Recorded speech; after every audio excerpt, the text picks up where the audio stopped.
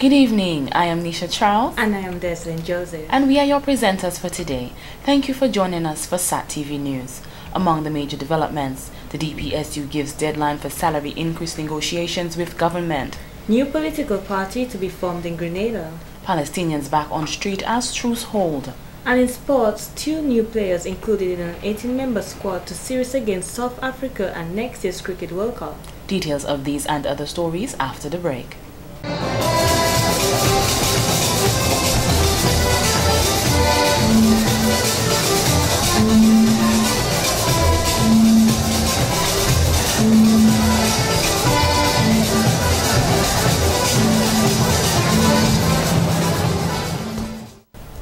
Thank you for staying with us. Now for the details of the news. The Dominica chapter of Partners of the Americas proudly graduated a total of 43 youths on Wednesday, 21st November.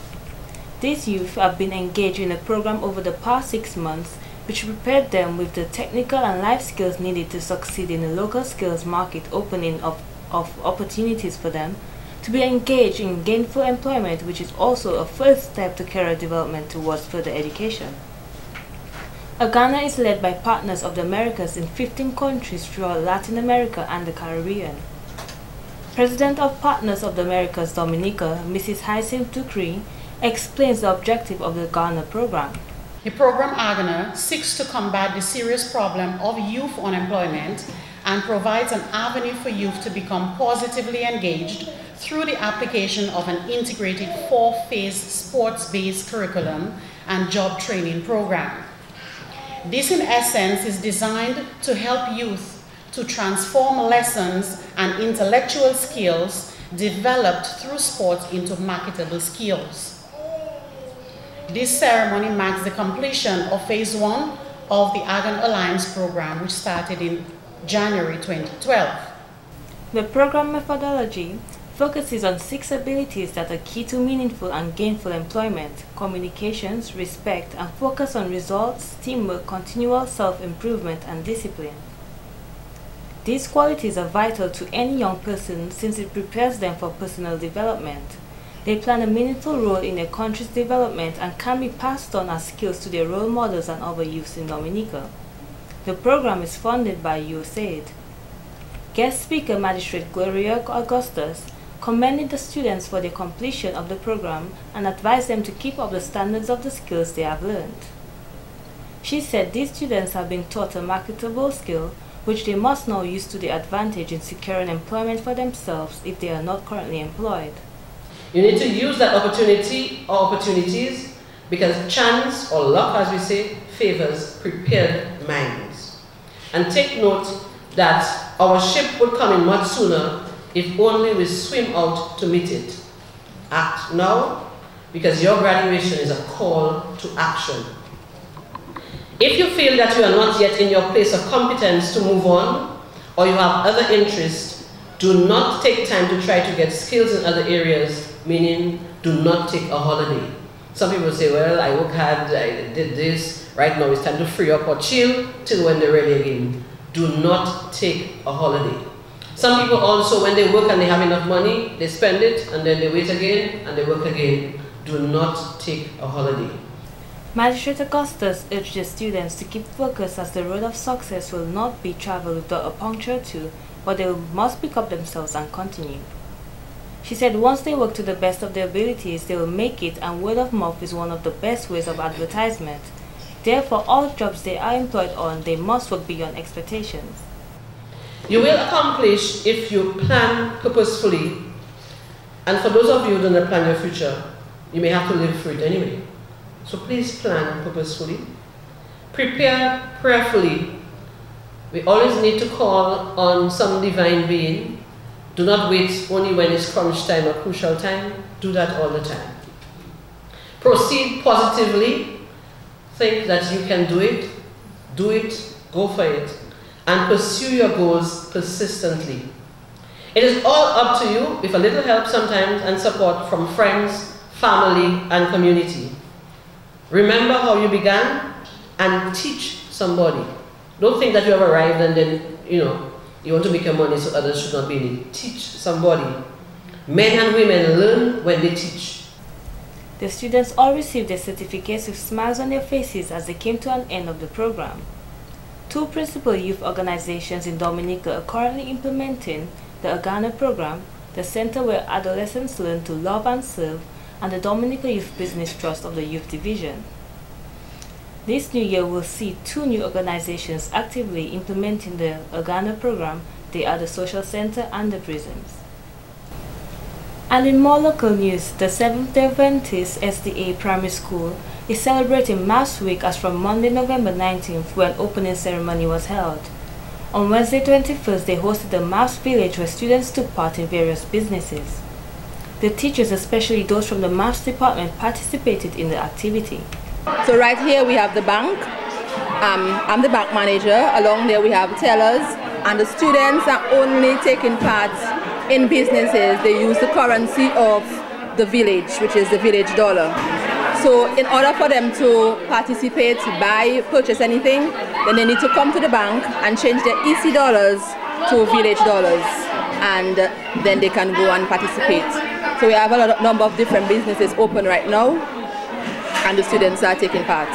Ms. Shaw says so far the week has been filled with excitement.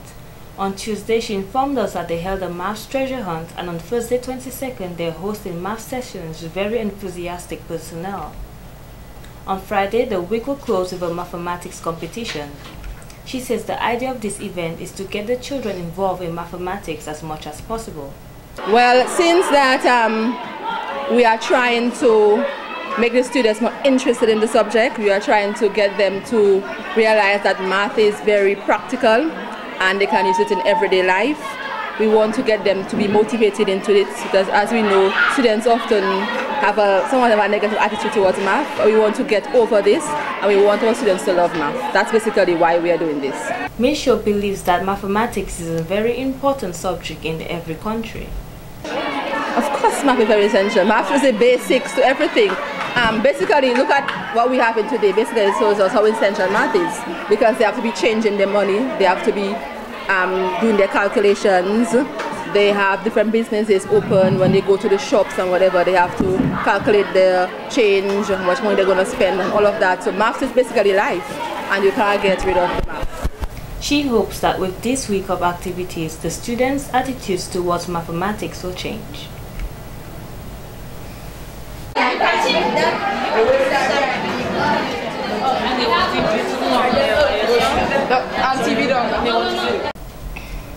Certain areas in Dominica are becoming a sore eye to the public. Signage has been placed by the Dominica Solid Waste Management Corporation to not litter in certain areas, and individuals are violating those laws. Mr. Jenner Jacobs, Public Relations Officer of the corporation, says that he is disgusted by these acts and the perpetrators will not get away with it.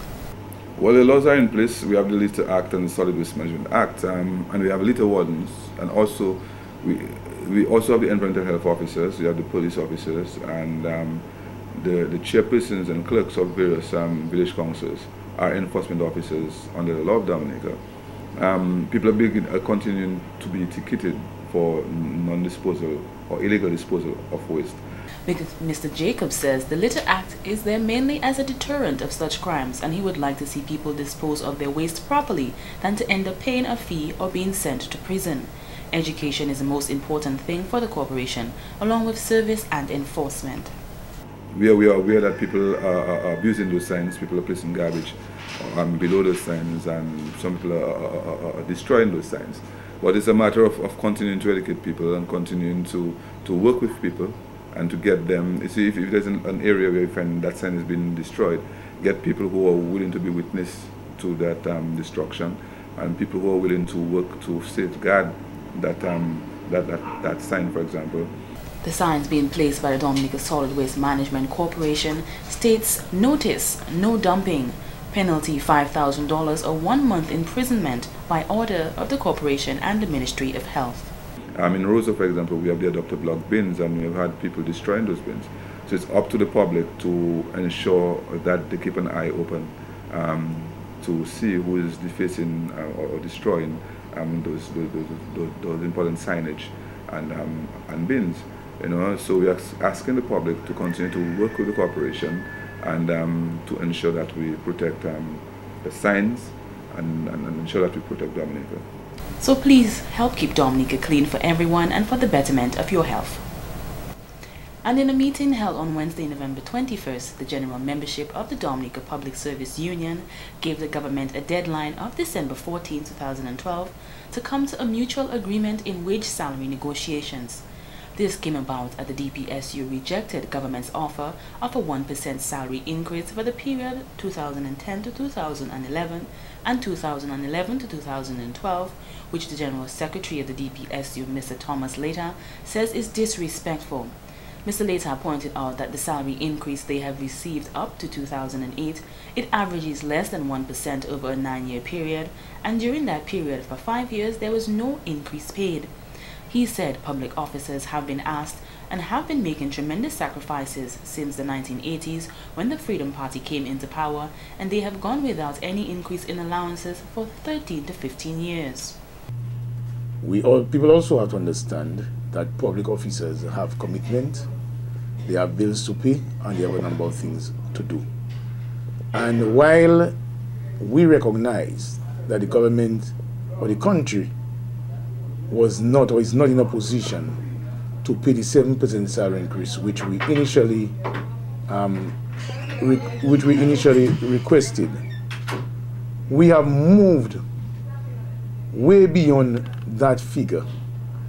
And when government proposed a 1% salary increase to public officers, we indicated to the government that you cannot pay a 1% salary increase without there being some trade-offs. In other words, you would have to look at some other benefits to public officers.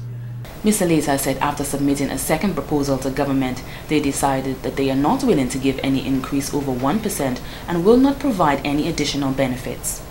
One of the things that we mentioned to the government is that they could pay or make a contribution to the medical insurance, to the premium of people who are part of our group medical insurance.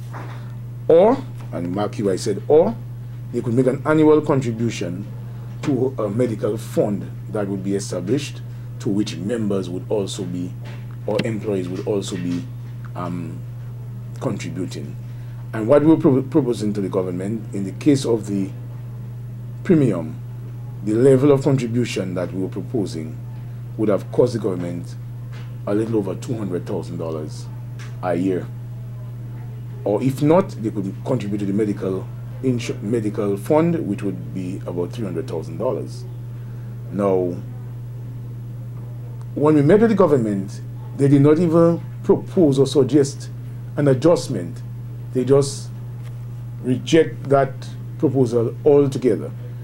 In responding to the Minister of National Security, Mr. Charles Savre, who is one of the ministers involved in the negotiations, who said as much as they would like to increase public officers' salaries, the economy does not make it possible, Mr. Later responded. Mr. Savre is saying what any employer would have said.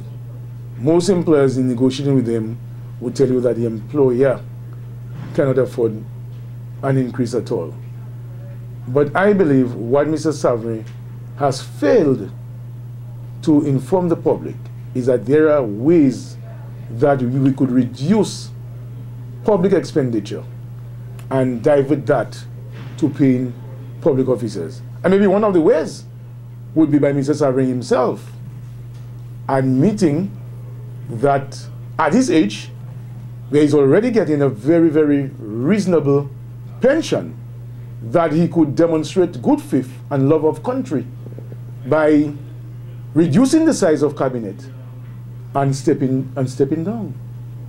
That could be an example, and that would be a heroic demonstration by Mr. Savre.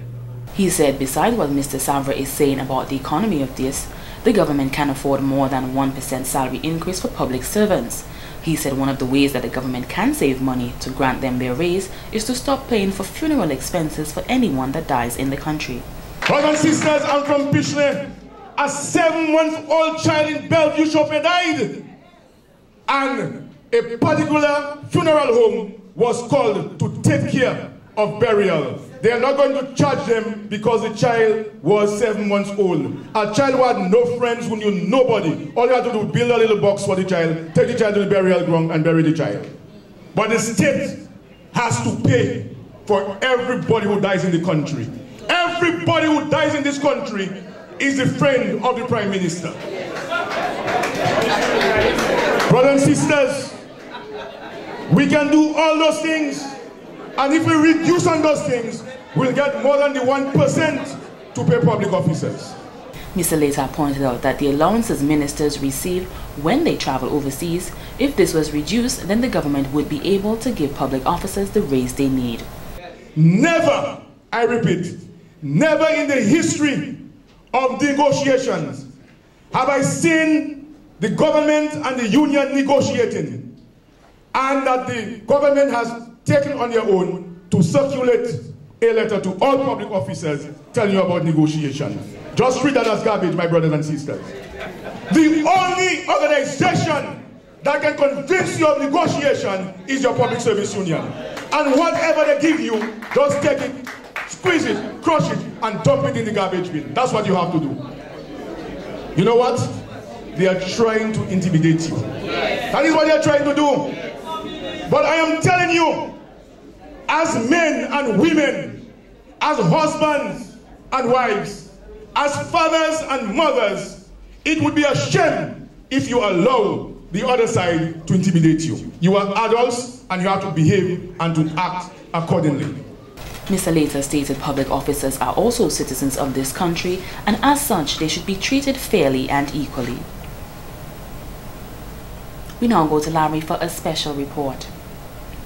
As part of the celebration of Boys Week, students of the Convent Preparatory School took to the streets of Roseau, where they marched out in slogans in recognition to the celebration of boys.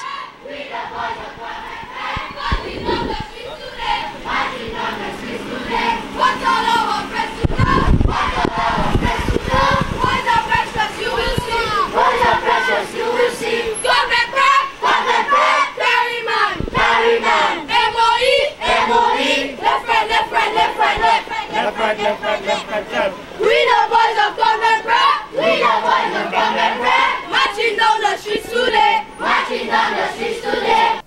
The students' voices were heard as they made a round Roseau marching, which caught the attention of a number of onlookers. President of the Caribbean Male Action Network, Carryman, Mr. Thomas Holmes, pointed out that this march was part of International Men's Day, which was observed on Monday, November 19th. He said this is a day set aside for men to reflect on how important they are in society and their contribution to end gender-based violence. International Men's Day was also for men to get the time to reflect on their own self-confidence. And we also recognize partnership with the Dominican National Council of Women, Bureau of Gender Affairs, and Universe Welfare Division. And on Monday, Bureau of Gender Affairs hosted a forum for boys. We had 70 boys from all the secondary schools, the skills training program, and also the college.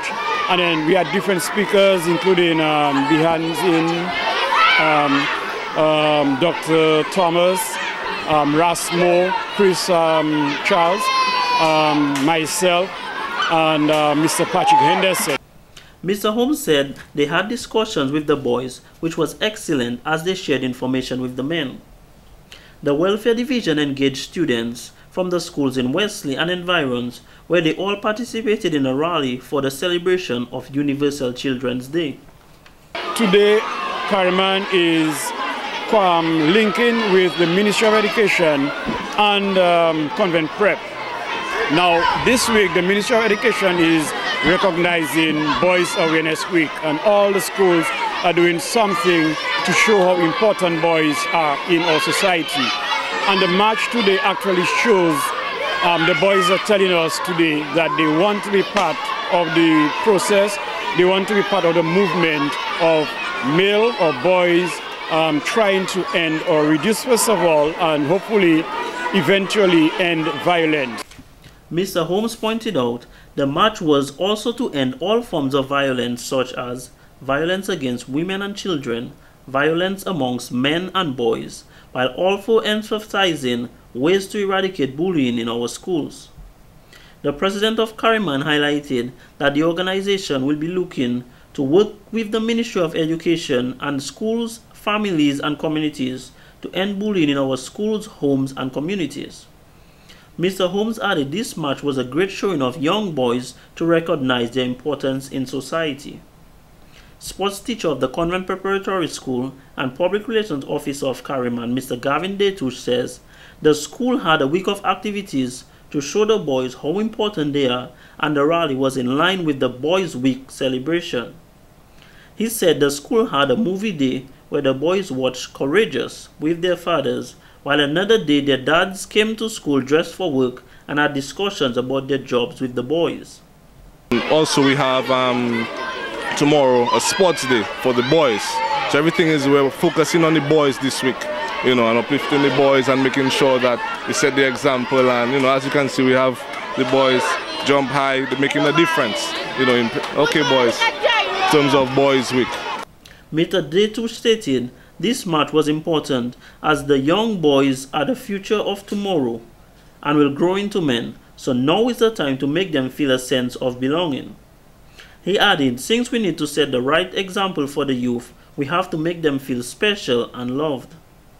The young boys were very excited as they marched through Roseau with their posters, some of which read, "Boys today, men tomorrow.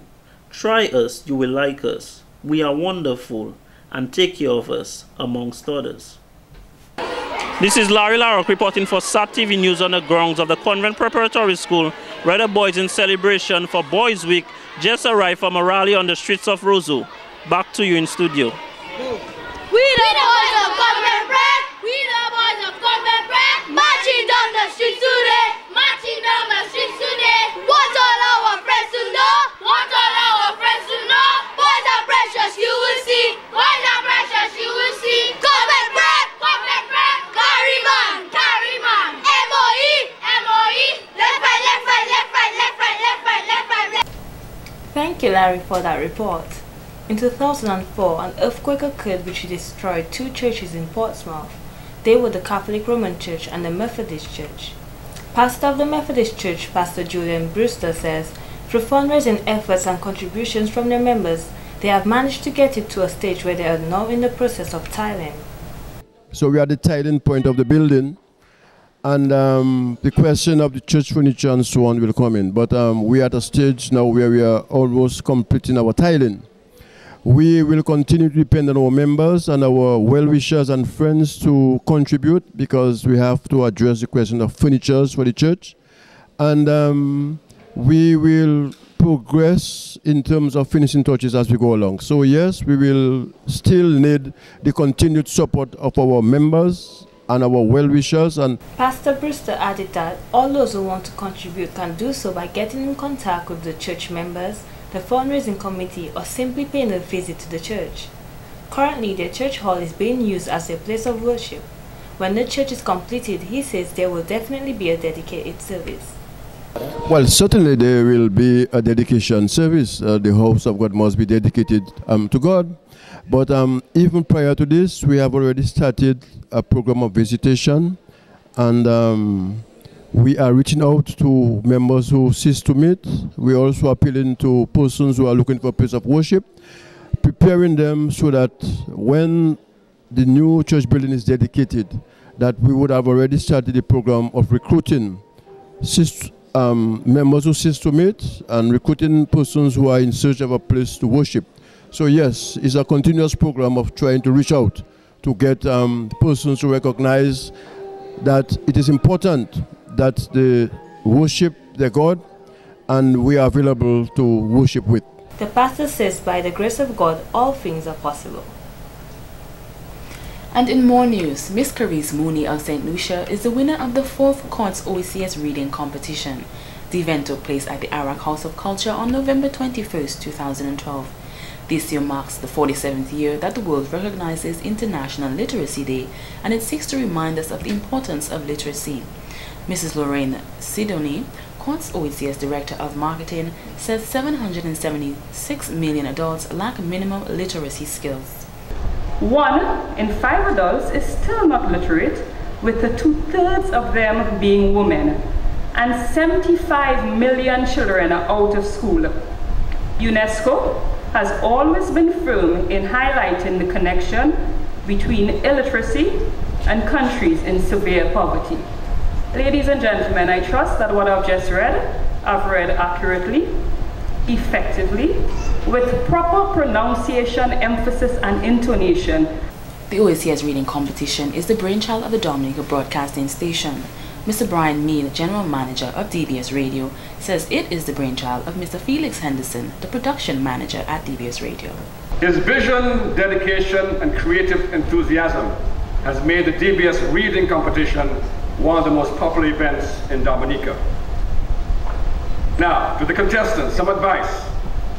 Reading offers both pleasure and information, but it's up to you as a reader to attain a healthy balance between fiction reading and non-fiction study, so as to be able to get the most out of this addictive habit. Benefits will always come to those who read, whether they are consciously aware of them or not. Honorable Peter Sejan, Minister for Education, congratulated the 6 participants for coming thus far. He says it takes a tremendous amount of work to prepare for events such as these and commends them for their discipline. Good readers, we know, can comprehend ideas. They can follow arguments and detect implications. That is an important skill for any individual, and as young children, reading helps you to develop your language skills, your comprehension skills, and it also helps you to focus on what others are communicating to you. At any age, I believe we need to continue discovering new things as we go through life. Here is a clip from the winner, Miss Carice Mooney, during her narrative piece. The Camel and the Pig. A camel and a pig chanced to meet in a far country, and as neither had seen the other before, they began at once to boast. The greatest distinction and the most good in the world come from being tall, said the camel. Look at me, pig. Behold how tall I am. The pig looked at the camel, so far above him in height, but he had made up his mind not to be outdone by him. You are in the wrong, camel, argued the pig. Dominica, represented by Aidan Bruni, placed second, and St. Kitts and Nevis came third. The other competitors were Antigua, Grenada, and St. Vincent and the Grenadines. And in court today, one man stuck to his innocence when he pled not guilty at the Roseau Magistrates Court on Thursday, November 22nd. Mr. Nigel Roll of Loda, who came before Magistrate Candia George, was charged with vagrancy. He was caught wandering on Wednesday, November 21st in Long Lane, Roseau, on the premises of L.A. Dupany. When questioned by an officer for his reason to be there, he had no satisfactory one. He was cautioned and arrested and transported to the Roseau Police Station for processing. Police Prosecutor Sergeant Constant Cuffey had no objections to bail. Mr. Rowe requested self-bail, however it was denied when the police prosecutor alerted the court that the defendant had no fixed address or residence. Bail is open with a proper surety. Unfortunately, Mr. Rowe had no one to post bail, so he was remanded to the Stock Farm prison. The trial is set for May 2nd, 2013. This has been the local segment of the news. Coming up next, regional highlights.